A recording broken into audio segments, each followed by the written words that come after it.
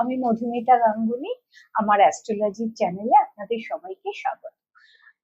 আজকে আমি আপনাদের মীন রাশি সম্বন্ধে কিছু বলতে চাই। যেহেতু মীন রাশি নিয়ে আপনারা অনেকেই শুনতে চেয়েছেন, অনেক অনুরোধ আমার কাছে এসছে মীন রাশির উপর বলার জন্য। দেখুন, মীন রাশি হলো কালপুরুষের দ্বাদশ ঘর এবং সর্বশেষ ঘর হলো মীন রাশি। এই মীন রাশির অধিকর্তা হলেন স্বয়ং বৃহস্পতি। এবং এর মীন রাশির মানুষজন কিন্তু খুব উদার প্রকৃতির হয়, পরোপকারী হয় এবং সৎ প্রকৃতির হয়।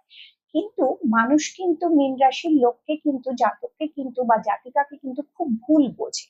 তারা খুব একটা বন্ধু বান্ধব পায় না, বন্ধুদের জন্য তারা অনেক কিছু করলেও কিন্তু তারা প্রতিদানে সেই বন্ধুত্বের জিনিসটা তারা পায় না।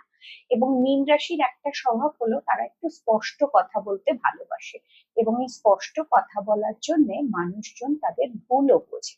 তাদের জীবনে কিন্তু অনেক প্রতিভার বিকাশ হওয়া সম্ভব হতো, কিন্তু তারা তাদের মানসিকতাটা এমন, তারা মানে ঠিক মনস্থির করে কিছু করে না বলে হয়তো তারা সেই প্রতিভার বিকাশটা কিন্তু সমস্ত কিছু জীবনের সফলতা যতটা তার পাওয়া উচিত ছিল তারা কিন্তু পায় না। তারা কিন্তু ভীষণ নম্র স্বভাবের, তারা কিন্তু খুব ধার্মিক, এবং তারা কিন্তু ভীষণ মানে কি বলবো, লোকের সাথে মেশা, মানে মানুষের মধ্যে থাকা, মানুষের সঙ্গে মানে উপকার করা, এই জিনিসগুলো তাদের মধ্যে খুবই থাকে। কিন্তু মাঝে মাঝে ওই যে উপকারের প্রতিদানটা পায় না বলে তারা হয়তো একটু দুঃখ পেয়ে যায়।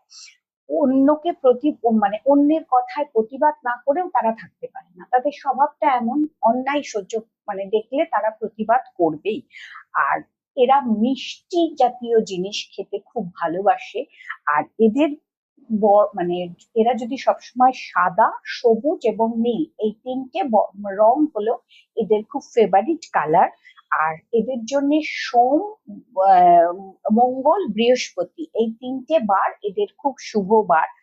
আর এরা যেহেতু যেহেতু জলরাশি, তাই এদের কিন্তু জল ঘটিত যে সমস্ত রোগ হয়, যেরকম ধরুন সর্দি কাশি, বুকে কফ জমে যাওয়া, ফুসফুসের কোনো রোগ, হার্টের রোগ, এই ধরনের রোগ হবার কিন্তু তাদের সম্ভাবনাও বেশি থাকে।